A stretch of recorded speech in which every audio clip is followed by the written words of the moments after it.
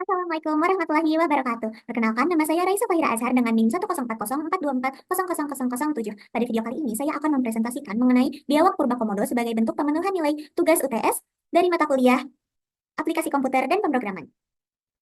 Langsung saja kita ke materi yang pertama, yaitu pengenalan dari komodo. Komodo atau bahasa latinnya adalah Varanus komodoensis merupakan hewan purba spesies kadal terbesar di dunia yang hanya terdapat ditemukan di Indonesia, tepatnya di Provinsi Nusa Tenggara Timur, seperti di Pulau Komodo, Rinca, Flores, Gili Motang, dan Gili Dasami.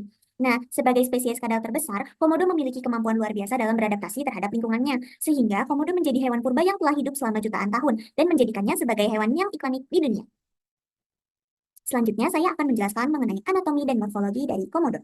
Untuk pertama, bobot dan panjang dari komodo. Komodo jantan dan betina memiliki bobot dan panjang yang berbeda. Namun, komodo jantan memiliki ukuran yang lebih besar, yaitu dengan bobot sekitar 166 kg dengan panjang yang bisa mencapai 3,13 meter. Sedangkan komodo betina memiliki bobot yang hanya dapat mencapai 40 kg dengan panjang mencapai 2,4 meter. Selanjutnya yaitu kulit komodo. Sama seperti pada reptil pada umumnya, komodo memiliki kulit yang bersisik. Namun, terdapat perbedaan warna pada kulit komodo jantan dan komodo betina. Pada komodo jantan, memiliki warna kulit berwarna abu-abu gelap sampai warna merah bata. Sedangkan untuk komodo betina memiliki warna hijau kecoklatan dan memiliki bercak kuning pada bagian tenggorokannya. Pada rahang komodo, terdapat 60 buah gigi tajam dengan panjang sekitar 2,5 cm.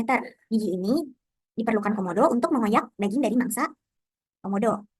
Di dalam mulut komodo terdapat lidah yang panjang berwarna kuning kecoklatan dan bercabang. Nah, di dalam lidah tersebut terdapat air liur yang mengandung beberapa jenis mikrobakteri, seperti bakteri yang paling berbahaya yaitu Pasteurella multocida. Bakteri ini menyebabkan racun atau bisa yang dapat menginfeksi darah dari mangsanya. Tapi bagi komodo, air liur ini dapat membantu komodo dalam melumatkan mangsanya. Selanjutnya yaitu kaki dan ekor komodo. Komodo memiliki 4 kaki yang dilengkapi dengan 5 jari dan dengan cakar yang runcing pada tiap jarinya. Cakar tersebut berfungsi untuk membantu komodo dalam bertahan hidup. Nah, kaki komodo yang panjang dan kuat menyebabkan komodo dapat berlari dengan kecepatan mencapai 20 km per jam. Ekor komodo pada komodo muda memiliki ukuran yang lebih panjang daripada ukuran tubuhnya. Seiring bertambah dewasanya komodo, ekornya akan menjadi lebih tebal dan seukuran dengan tubuh komodo. Nah, ekornya ini berisi cadangan lemak dan otot. Otot kuat dari ekor komodo berfungsi sebagai pertahanan dan membantu komodo dalam berenang sebagai dayung. Selanjutnya yaitu fisiologi dari komodo. Yang pertama yaitu dari indera penglihatan. Komodo memiliki kemampuan penglihatan hingga jarak 300 meter dari tempat komodo berdiam diri. Tapi dari bentuk sel retinanya yang berbentuk kerucut, komodo tidak dapat melihat secara baik di malam hari. Namun, komodo masih tetap bisa membedakan warna. Selanjutnya yaitu indera penciuman dari komodo. Komodo dapat mendeteksi bau bangkai dengan jarak sampai 4 hingga 9,5 km dari tempat komodo berdiam.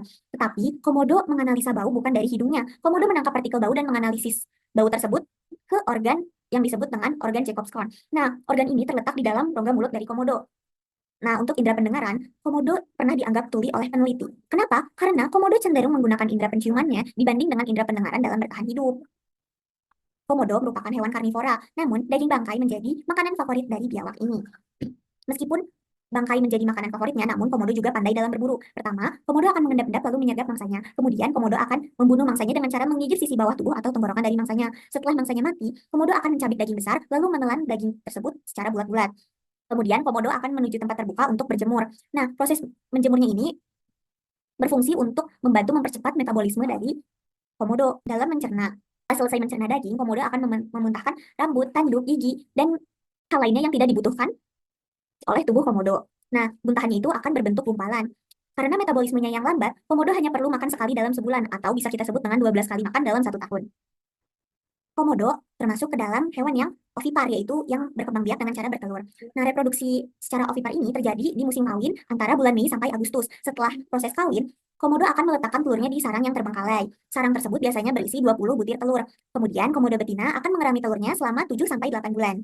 Namun, dalam beberapa kasus, komodo betina menghasilkan keturunannya tanpa melakukan pembuahan dari komodo jantan terlebih dahulu. Proses ini disebut dengan partenogenesis. Hal ini terjadi akibat adanya adaptasi dari komodo betina akibat dari menurunnya populasi dari komodo. Nah, meskipun adaptasi ini bermanfaat untuk menghasilkan keturunan, namun proses partenogenesis dapat mengurangi keragaman genetik dari komodo. Untuk topik terakhir yaitu konservasi dan penangkaran dari komodo. Komodo termasuk dalam spesies yang terancam punah dalam IUCN Red List. Komodo hanya ada sekitar 4.000 sampai 5.000 ekor di alam liar. Namun yang mengkhawatirkan, hanya ada sekitar 350 ekor betina yang masih aktif berproduktif. Nah, untuk melindungi komodo dan ekosistemnya, maka pemerintah Indonesia mendirikan Taman Nasional Komodo pada tahun 1980. Ini terletak di Provinsi Nusa Tenggara Timur, yang terdiri dari 5 pulau utama, yaitu Pulau Komodo, Rinca, Padar, Gili Motang, dan Nusa Kode. serta puluhan pulau kecil lainnya dengan luas total sekitar 1.817 km persegi. Selain itu, terdapat juga cagar alam Waiwol dan Wolocado di Pulau Flores yang didirikan untuk sebagai upaya tambahan pelestarian dari Komodo. Cukup sekian presentasi dari saya. Mohon maaf atas segala kekurangan dari presentasi saya. Terima kasih atas perhatiannya. Wassalamualaikum warahmatullahi wabarakatuh.